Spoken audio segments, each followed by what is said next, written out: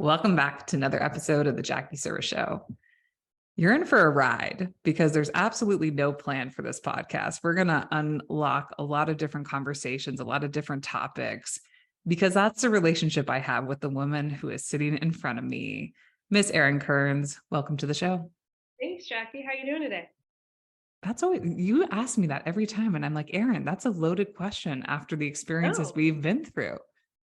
I'm amped up today. I've had this momentum shift in the last few days where I'm making commitments to myself and keeping them and stacking these just, the small wins that start to create this momentum that shows up. So the last few days has been that, like a momentum builder, which feels really cool. So thank you for asking. Yeah. What's the biggest commitment that you're excited you kept to yourself in the past couple days? Ooh, what's the biggest commitment I'm excited about? Up earlier in the morning. It's created a lot of different outcomes, but up earlier in the morning has allowed me creative space, time to think, time to process, time to connect to self, time to move. So it's completely shifted.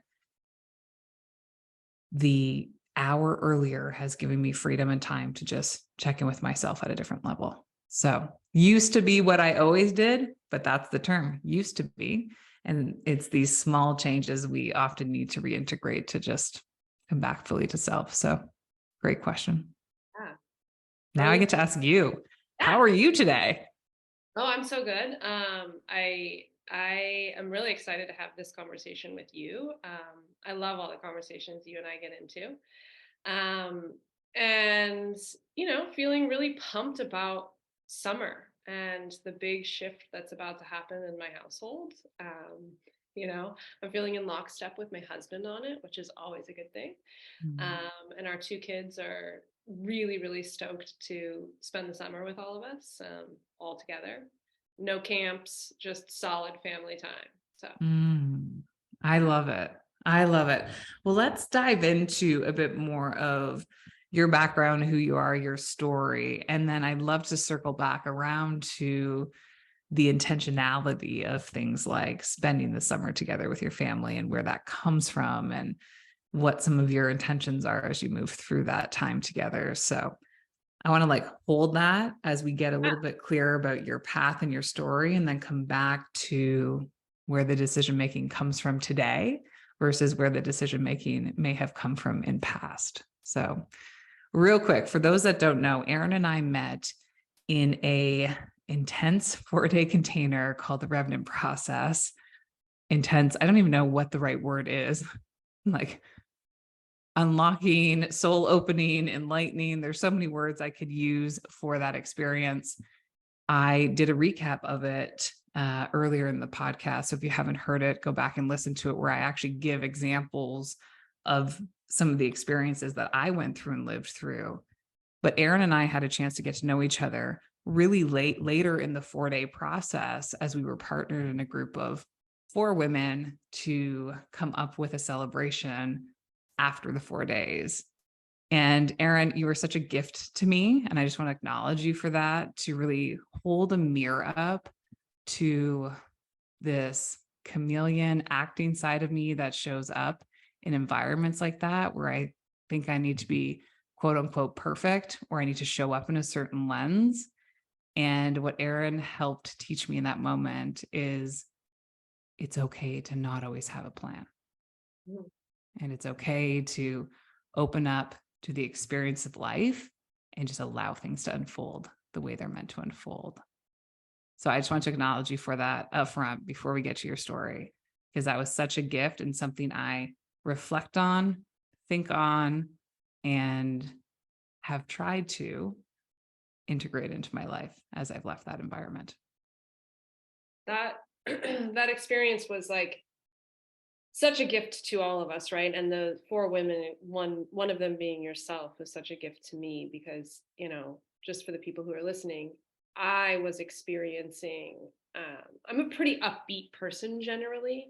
And I was in a pretty low space, and how you held me in that was allowing me to have that low energy and let life unfold as it needed to for me, which doesn't happen very often in the wild, right? So I think that you called it a container, allowed for us to just be as is, which is such a Mm. gift. And I really appreciate you being able to hold that space for me as well. So, anyways, Let's dive in. so I'm know that there's so many chapters that we can get into, but I'd love you to just like go back and talk a little bit about like who you are, upbringing, where that led to from a career standpoint, and how you have evolved since then as a leader. yeah, yeah. So I have a very interesting path. I grew up in Los Angeles. I, have lived other places, but I'm now back. Home is Los Angeles for me and my family at this point. Um, Normal upbringing, sisters, parents still married. They've known each other since they were kids. We had a pretty adventurous life, camping, outdoors. My father's an architect. We built our house. My mom is in real estate. Sort of just traditional upbringing. I really gravitated towards the arts. And so went to art school my entire life, first performing arts, then visual arts, and that transpired into me falling into fashion. My parents are very hardcore in the sense of your own personal responsibility. So I started working when I was 12. My first job was at a surf camp. Uh, Mm. I taught kids how to surf, and then the arts took over, and I started designing clothes and ran a shop here in Los Angeles and started selling designs to larger brands. From there, I went on to college and got my degree in fashion design with an emphasis on technical fit and fabric treatment, meaning I learned how to make patterns, so flat patterns and three-dimensional patterns really well. And I messed around with a lot of chemicals and how we treat our fabrics so that they're actually enjoyable to wear. And loved doing that, was very, very hands-on. There's photographs of me, hand dyeing all sorts of fabric and building these massive vats through college. It was a lot of fun. I loved it. Um, and that was in San Francisco. And then I was trying to figure out what I was going to do in my adult life. Had kind of cobbled together all these jobs to pay for everything, and went to New York and interned with a fashion production company. And within a day, the guy who owned the company was like, "If you work like you worked yesterday, I'll pay you for the rest of the week." And I was like, "Great." So worked for the rest of the week. And at the end of that week, I said, "If you invite me back to run your shows next season, I will increase your margins by," I said something probably pretty astronomical, like 30% or something. And he looked at me kind of crazy. And I gave him the top three reasons of how he was leaving money on the table. And he was like, "Come back next season. You've got a job." Did that. And at the end of that season, we decided to start our own production company. So I produced fashion shows with my partner around the world. Essentially, we had an office in New York, an office in Paris. Mm. And we like had the best time. It was such a creative gift. He was more the client side. I was the execution side. I ran these massive jobs all around the world. Did that for about 5 years and decided to go out on my own at the end of that. um, Consulted with large companies, likes of Target, Nike, Mhm. um, mostly with their creative directors. And in that process, I really started to understand my gift, which was bringing vision to life. And how do these massive creative ideas get operationalized and brought into fruition? And loved doing that. While I was doing that, I got approached by a tech company. A friend of a friend who was starting a company didn't know how to bring this company to life, and so I came alongside this incredible engineer and helped stand up a great company called Hyperloop Technologies, which is innovating on public transit. Ran that company as head of operations for a little over 7 years. Um, Grew it from 3 people in a garage to 450 people, and all the ups and downs. I then went to an AI tech company that provisioned parking lot access via their camera technology. Ran that, went through a major acquisition. I've raised a lot of money over the years. That was one of the most exciting raises I've done, because we got to buy our largest partner at the end of it. And really, the through line there is like, how do you continue to bring vision to life is through incredible individuals, and how do you mentor and nourish individuals through those processes. And so I'm now leveraging all those experiences to help founders and entrepreneurs lead their business into success, as I like to say. And that could mean many different things, right? That's not like always a grand, beautiful plan. Sometimes it means winding it down. And so I coach and step into interim roles at companies, in mostly the operations space, uh, and help founders bring their companies to the next level or decide what's best for them and help them bring that vision to life. Mm, what a journey. I What a love journey. I love how, whether we call it breadcrumbs, or like when these like there's strings and there's through lines in life, and just these constant next phase of journey where you learn something about yourself and then you go integrate it, you have lived experience, you reflect on it, and then you choose again, or you continue to choose similar paths. I'm curious for you, going from what feels like the upbringing of a bit of an entrepreneurial vibe to you, of like always working, always, starting to work young, being self-sufficient, into creative outlet and fashion and really honing the creative side, to operator. What have been some of the greatest lessons you've learned about yourself on that path? Mm, that's a good question. Um, Creativity for me isn't necessarily like putting paint to canvas or putting sculpture together. Creativity is, how do you read a problem, right? I'll say it this way, and pick out the through lines or the bits that are going to create the biggest impact. And um, I feel like that's a little abstract way to think about it, but you know, really, if you're, I'm gonna speak poorly about myself for a second here. If you're creative that doesn't make art that is like sellable or interpreted by others, you start to realize where your creativity actually sits.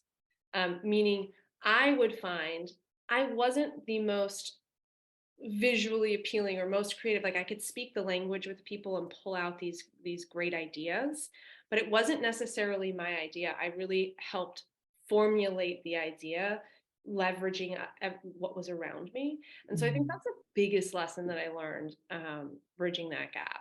Um, and that's kind of like an abstract way to answer that question. I don't know how else to go about it. One of the gifts, my experience of you, and one of the gifts that I see time and time again, is you have an innate ability to hold space Mm, and draw out of people their greatest potential and possibility that they cannot see. mm. I sense that you see things in people that they do not see within themselves yet. Yeah, it's funny. I did this job once, and it was two massive companies, and I was kind of the arbitrator between them. And one of them was like, "Oh, I want this," and I heard what they wanted, and the same people at the table heard the same thing, and we got back to the drawing board, and we were all talking, and they were like, "Well, they don't want that. They said that they wanted this," and I was like, "Well, I know that they use those specific words. However, if you read between the lines and you listen to their other words, this is what they're asking for." And it was documented, right? And we went and presented these creative ideas. of which they did not pay attention to what I was suggesting. I was like, look, they want, it was at the advent of Instagram, and they said in Mm, the room, I don't want Instagram layouts. And I was like, well, they don't want a typical Instagram layout. They want something new and inventive around this, which is kind of where the immersive experience started to come in. And so we went nothing into social media. And I was like, this is what they want. I'm telling you, they want this. They want something that's going to be social and shareable. Um, and we presented these pretty good creative ideas, and we didn't get the job. Actually, mm, it ended our contract. And it turns out 3 months later, they put out these full immersive Instagram ideas. And I was like, I listen differently. I don't know what it is. It's inside of me. Um, I can kind of, I guess I feel really deeply, Jackie. And I can feel when people can't quite express themselves. And I have a great intuition and I trust it, I guess. mm. Uh, yeah. So it's a fun thing. I love it. It is a gift. I witnessed it over those 4 days of you sensing, I'll use the word, like you felt something in the room and used words to draw out of people, even if they didn't have the words, the energy that needed to flow through them or come out or however it needed to come out. And it's such a, gosh, it's such a gift to be able to read energy. Because at the end of the day, we're also conditioned to say what we think we should say or to use the script or this worked before, so I should say this again. Or gosh, in my own life, like how many masks I put on to show up in ways that I think I should in different environments. And when you can have somebody just come in and pierce through that veil and actually say, wait, I actually see something different, and pull all of the BS away and just see you for you, is such a profound gift. And it leads me to this kind of observation. I'm curious how that then blends into your ability to help leaders take vision and bring it to life. I'm curious what feedback you've heard from leaders you've worked with in terms of somebody saying, like, I would say, my experience of you is you just get me at a different level and you get the unspoken. So I'm Yeah. curious how that resonates towards what you've done in career wise as well. It definitely resonates, and that's generally why I end up as number two, and I like number two, right? I like watching the play and being able to, like, not manipulate, that's not the right way, but be able to maneuver through what is occurring. And yeah, I mean, like, I've worked for some incredible leaders, and I'm working with one right now, and we work together. We work together at Hyperloop. Whereas, like, he's just like, she just understands my thought process. She knows the buttons to push.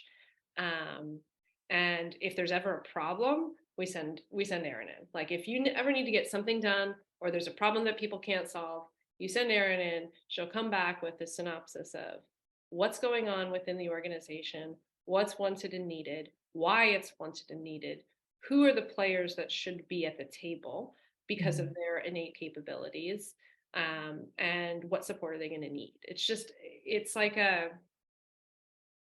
it's a really, like, I read people in a way that allows me to see how we can uh, activate everybody at the mm, table, to the best of their abilities, right? um, and so that's the feedback. I mean, I've always liked place number two, which is also really helpful. Of, I can be your support. What do you want to get done? Um, I'm, I love information because it allows you to paint a picture that will bring that vision to life, right? Like, if I mm, have all the information of what's going on, what are the financials, what are the constraints, what are the goals, I can actually put a plan together pretty effectively and then read people and put them in the right place to execute the plan. So, mm. I love that. I talk often about the work that we'll do on a strategy side from a people lens, strategically, and then obviously placing kind of players into the business. I talk about it a lot as like a puzzle, right? If I don't contextually understand your vision, your mission, what we're doing, your current reality, the growth plan you have in place, then how do I figure out the puzzle piece that needs to be a part of your organization to unlock the greatest capability?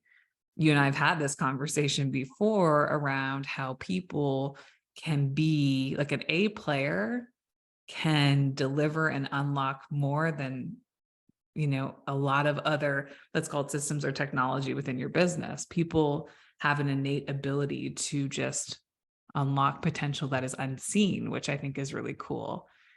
I'm curious for you and your experience. So I play right now more in the attract talent phase. Yes, strategically, but then attract.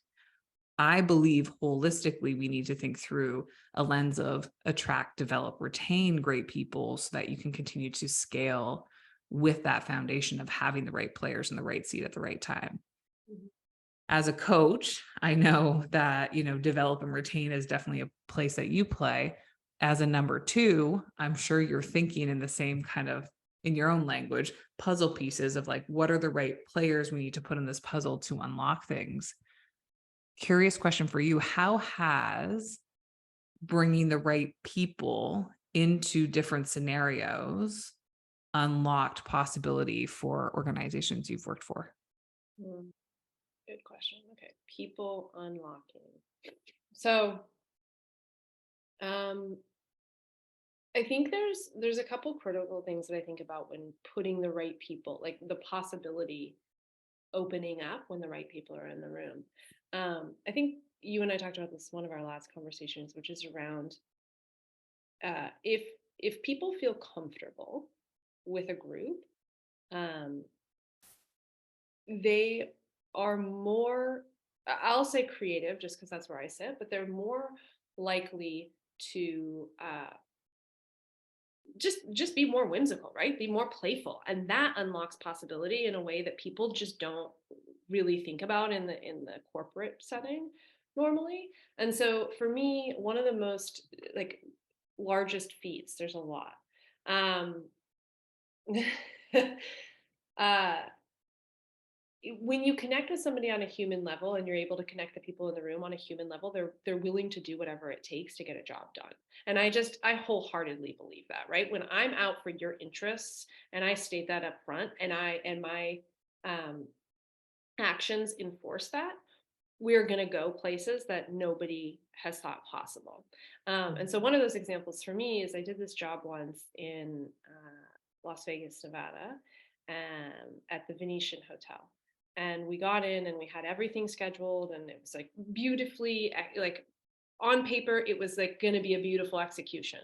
And we got there and they were like, the owners of the hotel showed up this morning and we have to change everything. And it was one of those moments where I was like, huh, I need to not speak with this person. I need to speak with this person. And I just had that like very clear moment of these are the players who are going to support each other in the room. And we got them all together. And the owner of the hotel showed up, which was unprecedented. I did not think it was going to happen. And I basically laid it out to these people. I was as honest as I possibly could be. I'm in it for you. I want you to have the best experience for your investors, whoever you're here, wherever you're here. Let's make it happen together. And we did. And I think 9 times out of 10, when you put people together that will put each other first, you will always get the results you want. Always. Maybe there'll be some bumps, right? Everything's not hunky dory.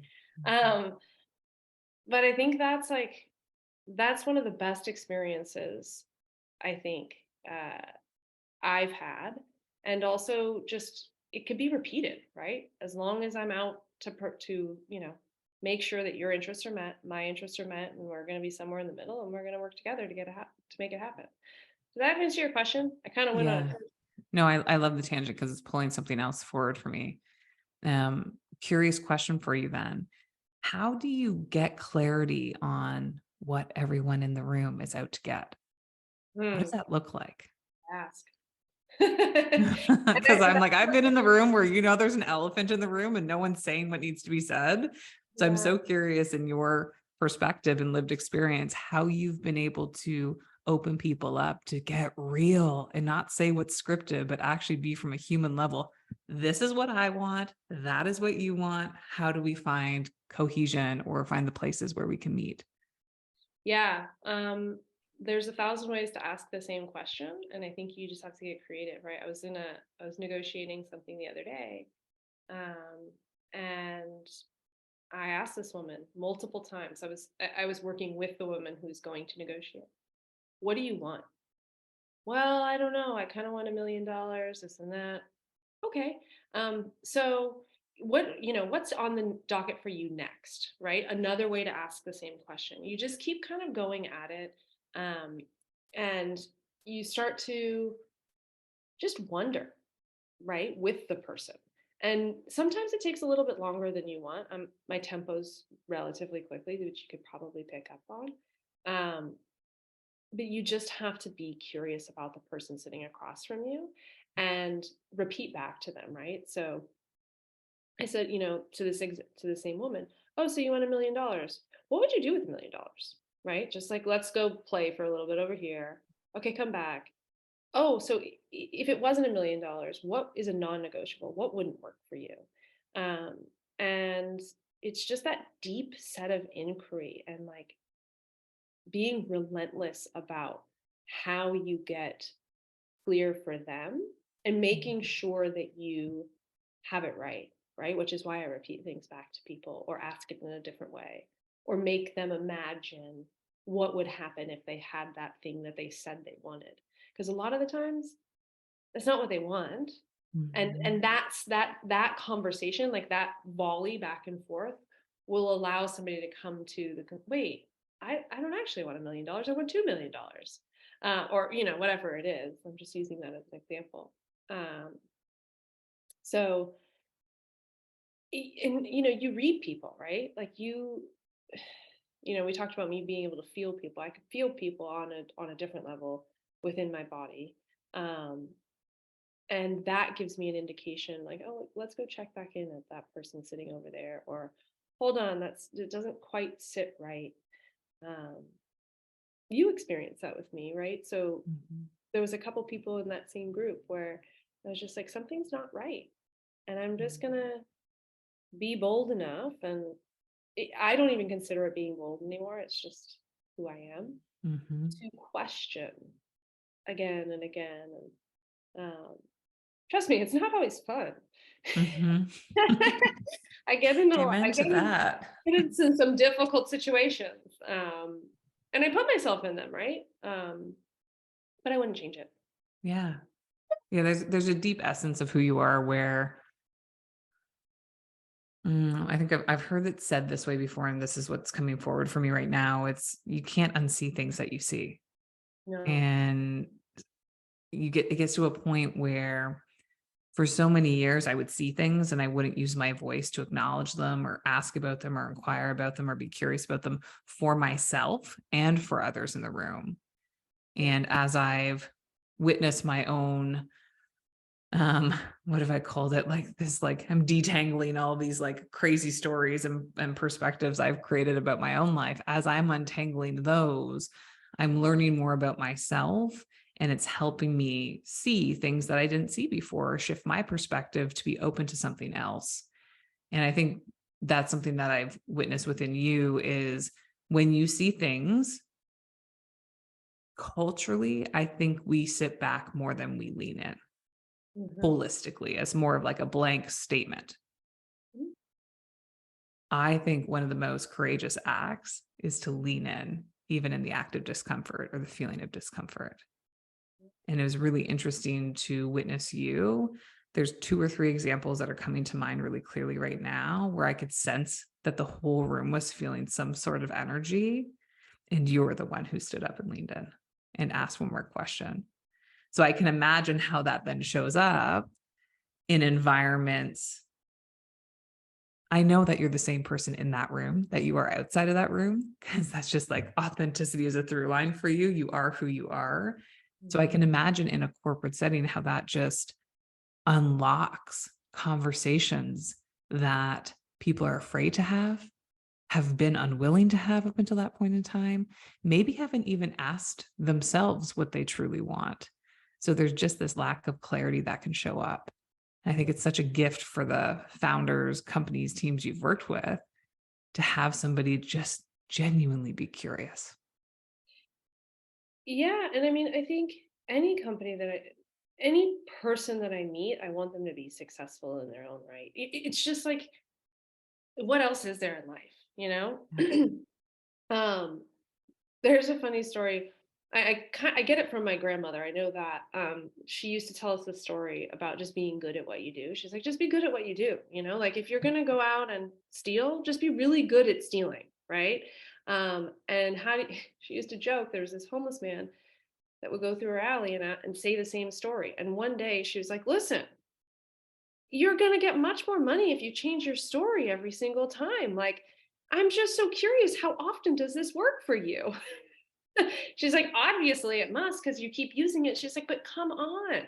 Um, and that was really her way of pushing somebody to be better, right? It was like, Mm. and that's the fun of being in life is holding each other up and accountable um, to being better and asking that difficult question that you know might ignite something in someone that they didn't know was there or you didn't know was there. And um, it's just, I don't know, it's for me, it's like that's human connection.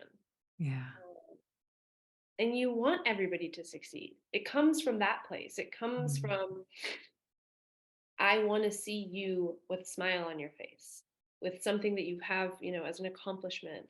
And so sometimes love doesn't always feel great, like sometimes it hurts. And also that's what makes us grow. Yeah. So, Oh, love it. Love it. Two follow-up questions that came up for me as we've been chatting here. One, I'm curious what it feels like to sit in that number two role. When you think about COOs and you think about kind of heads of operations, number two, integrators, we can call them 100 different titles. What do you think founders actually need? Like, why have you been so successful in that particular role? And to other people who sit in that seat, what advice would you have from your own lived experience? mm, okay, it's a double whammy. Um, so the to take the first question, what does it feel like to be in number two, and what are they looking for? So,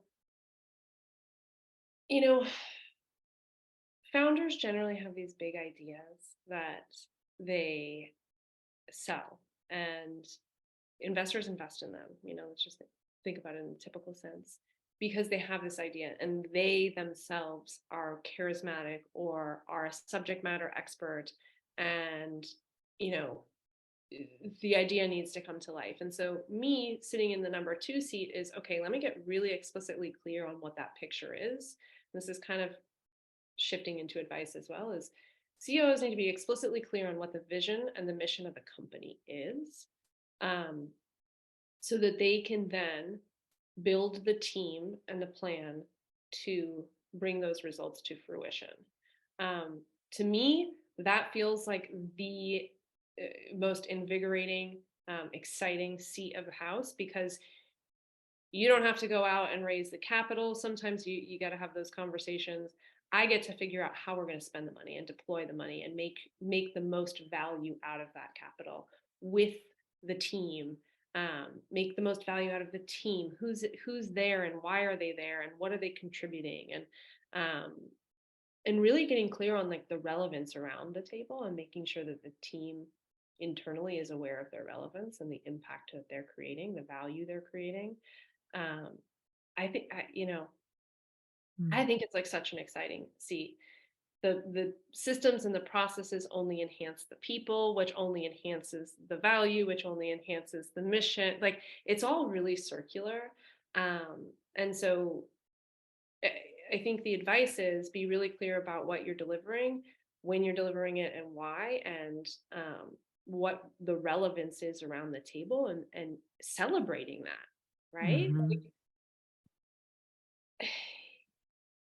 People aren't tools. They're just not. Um, and if you can make sure that every cog in the wheel is oiled and fed and happy, and you know it's just going to create a product and a team that everybody wants to be a part of and work with. um, so yeah. And then, Mhm. that goes all the way up to the board level too, right? Mhm. That's also the fun place that the number two gets to sit in. It's like, I'm not necessarily on the board. Sometimes I am. However, I get to know the intimate details and requests of the board, and how do we fulfill them? How do we knock them out of the park? And how do we say when they're not working? And what would work? That's also like a really fun space for me to sit, is this isn't working, but it could work this way, or it could work that way. Um, and so being open to other possibilities in that COO seat is really critical to success, I think. Um, I love again, how you're pulling through that creativity model, right? Like how your brain just worked there in terms of like what I'm witnessing is your ability to say like, hey, well, this doesn't work, but I'm not just going to come to you with a problem. I'm going to come to you with some alternative solutions of how I think we can unlock the outcome or the result based on feedback that we're getting. yeah, yeah, that's a big selling point, between working internally and externally for me, is like, we can develop the plan, but I'm not married to it, especially when you're developing a product or technology, or, anything really. It's not so precious. Mhm.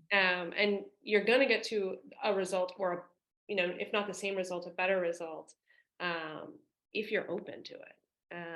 So, So yeah. good. So good.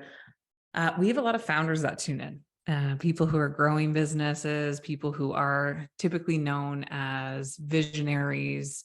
They're the ones that love holding the vision for the company, holding the vision for what they're trying to create or to make change in the world.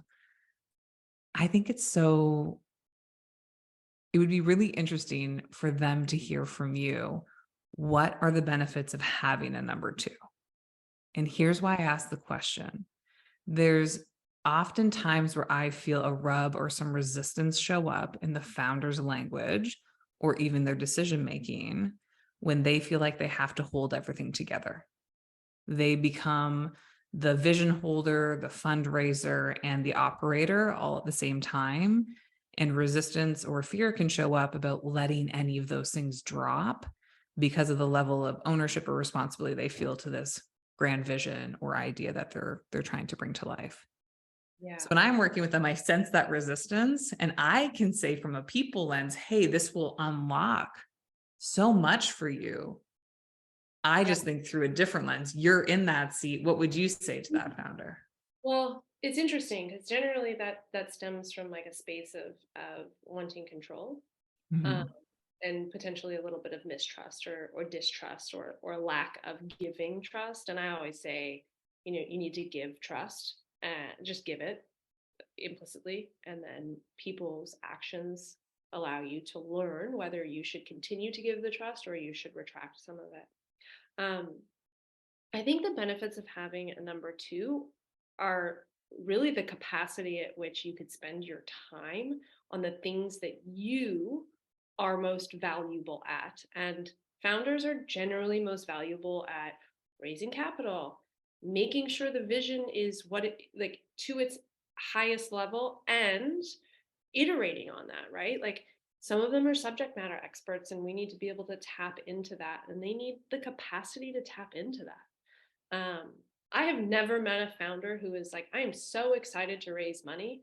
They all say, like, I want to be back in the business. And well, if you have a number two, you can do both, right? Like, you can allow the business to run and operate while you're out raising capital or meeting clients.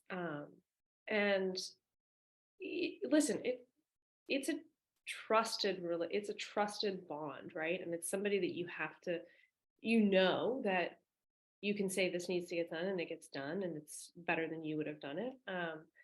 But it really unlocks the availability for founders to do what they're best at.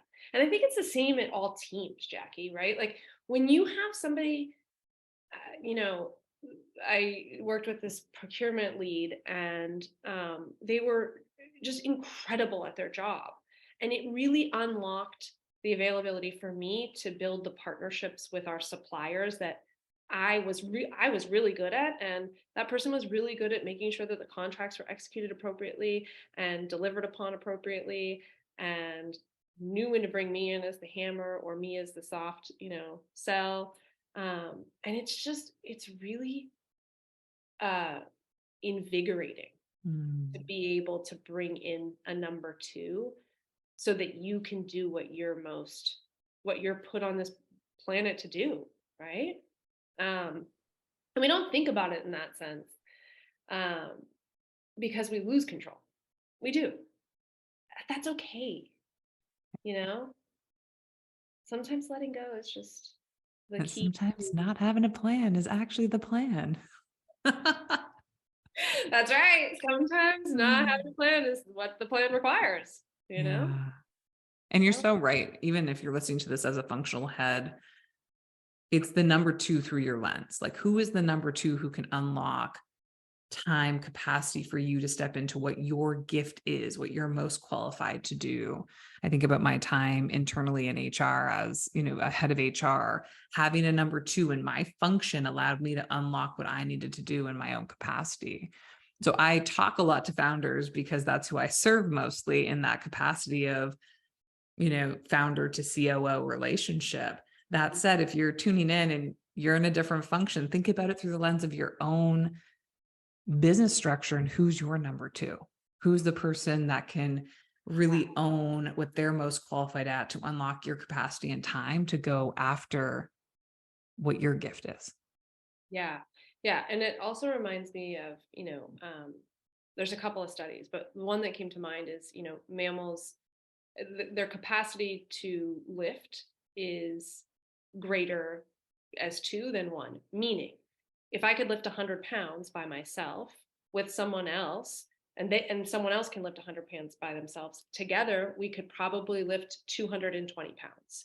You add a third who could lift 100 pounds, the combined three could probably lift 360 pounds. So your lift is much greater as a group than just singularly, and I think we forget about that, as well.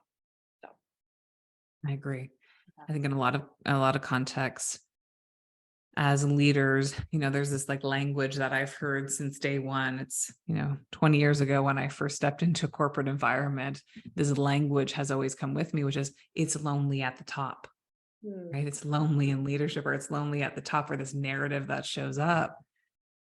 What would you say to that? Like when you hear that as just a statement Who that's been decided? thrown around, like, what do you think about that?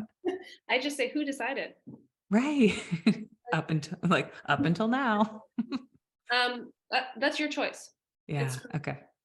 um, I don't disagree that there are things.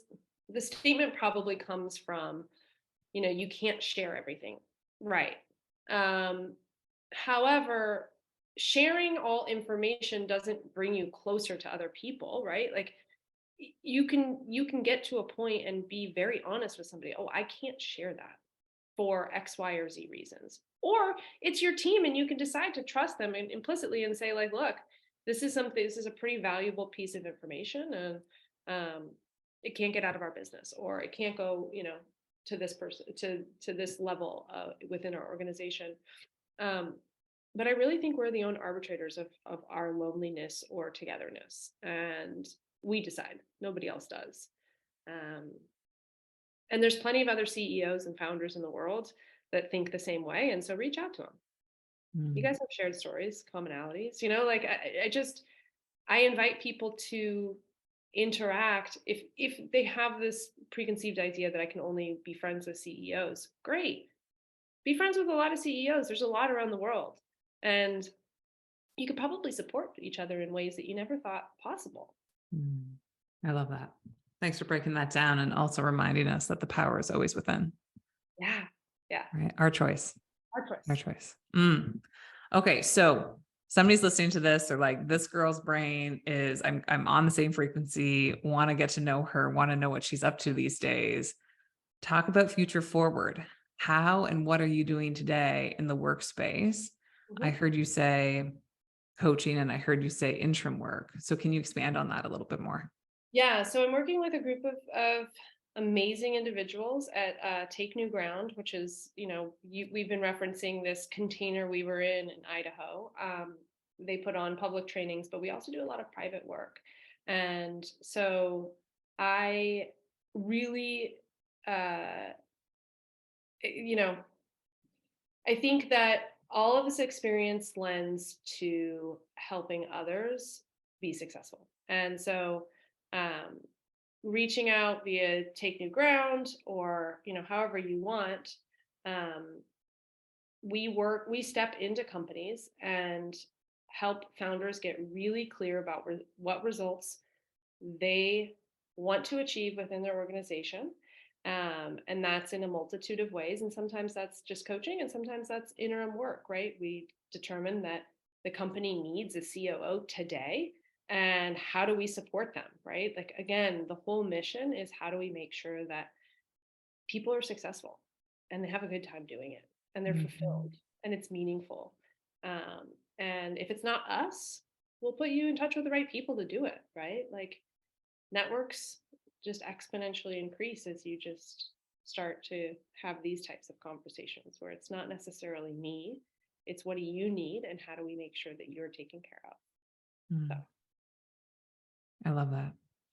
Well, we'll make sure that all links to you and how to get in contact with you are in the show notes so that we can make sure that people get direct access to you and can reach out and have further conversation. yeah, I'm sorry, I'm like, not a good social media person. I'll just like put it out there. I've tried and tried time again. It just hasn't hit yet for me. I like a traditional phone call or an email. So Let's keep it old school, friends. Let's just actually pick up the phone and dial and have a conversation with each other. All right, I want to circle back on one thing because we talked about it in the beginning and I want to come all the way back. How has intentionally making decisions, such as spending intentional time with your family all summer, changed your outlook on life and changed your experiences in life? mm, so when you choose to be, I'll say, the rest falls into place. So I choose on a daily basis, minute by minute, moment by moment, who I want to be. And then that clearly outlines my intentionality. So going back to the family, it's like what's most important to me right now is making sure that my family, my husband and my two children, I have two boys, they're young, 3 and 6, uh, have a clear sense of who they are and what family means, and how do you just build a childhood and a life around that. And so I want to be a creative leader for them, and I choose to be that every day. I choose love, I choose fun, honesty. And so then from there, how do you do that? You spend time with them, right? And then how do I support that? I do work that supports my way of being. And so I really think that it starts with being, and then everything flows out of that. Your intention flows out of who you want to be or who you want to become and why you're being that person. And then everything else, you know, falls in line. Um, and I think that human connection is really the critical thing that drives all of that, right? So family is incredibly important to me, and that is being connected with my family, being connected with my friends, making sure that, you know, they're experiencing everything. And you know, that's not to say that they're not involved in my work, right? Like, Mhm. my 6-year-old during COVID got a front row center seat to what it means to be a COO. The kid was, at dinner sometimes asking me, like, so mom, did you figure out how to design that equity plan so that everybody could do this and get the capital? Have you raised the money? Like, no joke. Um, and I just was really intentional with, like, look, you're going to do this for 20 minutes while I do this call for 20 minutes, and then we'll talk about it or not talk about it. Um, so yeah, it all starts with being, and then the intention falls out of that being, I Mm. think. Thank you for sharing. I appreciate you so much for so many reasons, but for how you just served and led the conversation, your wisdom, intuition, lived experience is a gift for all of us. And just can't thank you enough for taking the time to be here with us and to be on the show and to share your love in this community as well. Awesome. Thank you so much, Jackie. I really appreciate it. You're so fun. You bring like so much out of me. It's really a gift. So I appreciate you. Same. We're just mirrors of each other. All right, guys. Until next time, we'll see you again on the Jackie Service Show.